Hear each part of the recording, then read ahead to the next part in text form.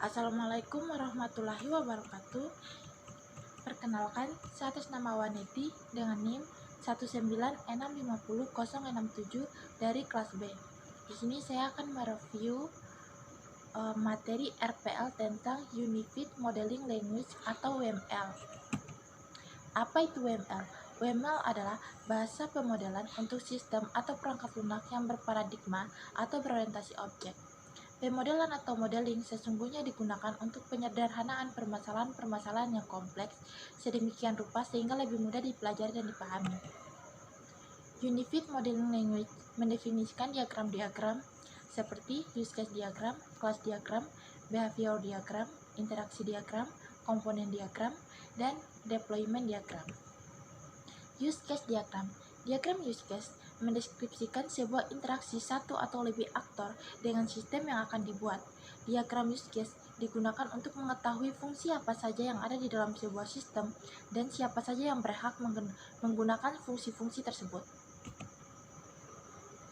Lambang use case dapat dilihat pada gambar di mana ada aktor, dependensi, generalization, include, extend, asosiasi, sistem, use case, kolaborasi, dan not. Contoh use case diagram, di mana nasabah membuka rekening, kemudian menyimpan uang, ambil uang, kemudian tutup rekening. Kelas diagram. Kelas adalah sebuah spesifikasi yang jika diinstansiasi akan menghasilkan sebuah objek dan merupakan inti dari pengembangan dan desain berorientasi objek. Kelas menggambarkan keadaan, atribut atau properti suatu sistem sekaligus menawarkan layanan untuk memanipulasi keadaan tersebut atau metode fungsi. Kelas diagram menggambarkan struktur dan deskripsi kelas, predicate, dan objek beserta hubungan satu sama lain seperti pewarisan, asosiasi, dan lain-lain. Kelas diagram memiliki 3 rep pokok, yaitu ada nama, atribut, dan metode. Atribut dan metode dapat memiliki salah satu sifat break, yaitu ada privat, protected, dan publik. Privat tidak dapat dipanggil dari luar kelas yang bersangkutan, sedangkan protected hanya dapat dipanggil oleh kelas yang bersangkutan dan anak-anak yang mewarisinya, dan publik dapat dipanggil oleh siapa saja. Dan ini adalah contoh dari kelas diagram swalayan, di mana ada pembeli, pegawai, supplier, dan barang. Selanjutnya, state chart diagram. State chart diagram menggambarkan transisi dan perubahan keadaan dari satu state ke state lainnya suatu objek pada sistem sebagai akibat dari stimulus yang diterima. Pada umumnya, state chart diagram menggambarkan kelas tertentu. Satu kelas dapat memiliki lebih dari satu state chart diagram. Contohnya seperti state diagram presensi, di mana mulai, kemudian mahasiswa presensi, kemudian mengirim data presensi, data diterima server, kirim data yang diproses, daftar data yang telah diterima, ubah status record kirim jika ada, maka kirim data presensi selanjutnya, jika tidak ada maka selesai. Activity diagram. Activity diagram menggambarkan berbagai alir aktivitas dalam sistem yang sedang dirancang, bagaimana masing-masing alir berawal, decision yang mungkin terjadi, dan bagaimana mereka berakhir. Activity diagram juga dapat menggambarkan proses paralel yang mungkin terjadi pada beberapa eksekusi. Activity diagram paling cocok untuk memodelkan urutan aktivitas dalam suatu proses.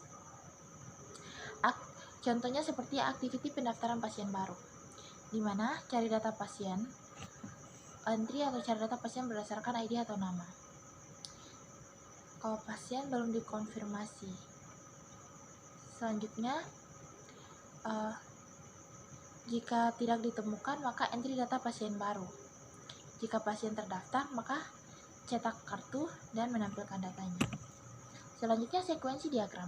Sekuensi diagram menggambarkan interaksi antar objek di dalam dan di sekitar sistem, termasuk pengguna, display, dan sebagainya berupa musik yang digambarkan terhadap waktu. Sekuensi diagram terdiri atas dimensi vertikal atau waktu dan dimensi horizontal objek-objek yang terkait. Sekuensi diagram biasa digunakan untuk menggambarkan skenario atau rangkaian langkah-langkah yang dilakukan sebagai respon dari sebuah event untuk menghasilkan output tertentu, diawali dari apa yang men-trigger aktivitas tersebut, proses dan perubahan apa saja yang terjadi secara internal, dan output apa yang dihasilkan. di mana contohnya yaitu ada petugas dan peminjam, di mana yang pertama memasukkan ID buku dan ID siswa, selanjutnya diproses, kemudian menampilkan data buku, simpan data peminjaman, dan akan mendapatkan notifikasi pesan berhasil. Masuk pada kolaborasi diagram. Kolaborasi diagram juga menggambarkan interaksi antar objek seperti sekuensi diagram, tetapi lebih menekankan pada peran masing-masing objek dan bukan pada waktu penyampaian message. Setiap message memiliki sekuensi number, di mana message dari level tertinggi memiliki nomor 1, message dari level yang sama memiliki prefix yang sama. Contohnya yaitu yang pertama input, kedua submit, di mana user form login, info jika login berhasil, kemudian jika selanjutnya submit, kemudian get, view, validate, info jika login berhasil, dan info untuk username atau password yang salah, maka dia akan mengulang ke form login. Komponen diagram. Komponen diagram menggambarkan struktur dan hubungan antar komponen piranti lunak, termasuk ketergantungan dependensi diantaranya. Komponen piranti lunak adalah modul berisi kode, baik berisi short code maupun binary code, baik library maupun executable, baik yang muncul pada compile time, length time, maupun runtime. Umumnya, komponen terbentuk dari beberapa kelas dan atau package, tapi dapat juga dari komponen-komponen yang lebih kecil. Komponen dapat juga berupa interface, yaitu kumpulan layanan yang disediakan sebuah komponen untuk komponen lain. Dan contohnya dapat dilihat seperti pada gambar. Selanjutnya masuk pada deployment diagram.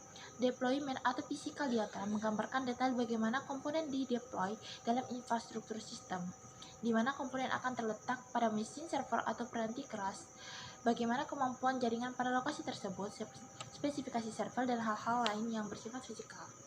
Sebuah node adalah server, workstation, atau piranti keras lain yang digunakan untuk mendeploy komponen dalam lingkungan sebenarnya. Hubungan antar node, misalnya TCP atau IP, dan requirement dapat juga didefinisikan dalam diagram ini. Contohnya dapat dilihat seperti pada gambar. Selanjutnya di slide ini terdapat tugas luar kelas, di mana cari dan buat use case dari aplikasi. Di sini saya akan mereview atau tugasnya itu tentang perancangan aplikasi dana pinjaman Gapoktan, di mana ini merupakan aplikasi peminjaman dana Gapoktan atau gabungan kelompok tani, yang merupakan program kementerian bagi petani di pedesaan dalam rangka meningkatkan kualitas hidup, kemandirian, dan kesejahteraan dalam memberikan fasilitas bantuan modal usaha untuk petani, pemilik petani penggarap, buruh tani, maupun rumah tangga tani, yang salah satu tujuannya yaitu mengurangi kemiskinan dan pengangguran melalui penumbuhan dan pengembangan kegiatan usaha agribisnis di pedesaan sesuai dengan potensi wilayah. Di mana ada prosedur, adapun yang terlibat di dalamnya ini antara lain peminjam atau anggota, petugas, dan juga ketua. Peminjam yaitu orang yang meminjam dan sekaligus melakukan pembayaran, kemudian menerima laporan konfirmasi pinjaman. Selanjutnya ada petugas. Petugas itu menginput data peminjam, kemudian mencetak data atau laporan peminjam, dan yang ketua mengkonfirmasi data atau laporan pinjaman dari petugas. Kemudian alur sistem yang sedang berjalan. Alur sistem yang sedang berjalan yaitu anggota terlebih dahulu kepada petugas untuk melakukan peminjaman uang, begitu juga dalam proses pembayaran. Setelah terjadi proses tersebut, petugas memberikan laporan kepada ketua sebagai laporan data keluar, dan anggota juga mendapat laporan konfirmasi pinjaman sebagai barang bukti jumlah pinjaman. Selanjutnya, ini adalah gambaran use case-nya, di mana ada anggota, petugas, dan juga ketua. Proses aplikasi dalam bentuk use case yaitu anggota mendaftar terlebih dahulu kepada petugas untuk melakukan peminjaman uang, begitu juga dalam proses pembayaran. Setelah terjadi proses tersebut, petugas memberikan laporan kepada ketua sebagai laporan data keluar, dan anggota juga mendapatkan laporan konfirmasi pinjaman sebagai barang bukti jumlah pinjaman.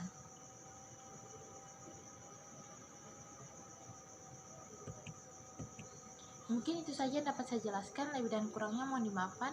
Wassalamualaikum warahmatullahi wabarakatuh.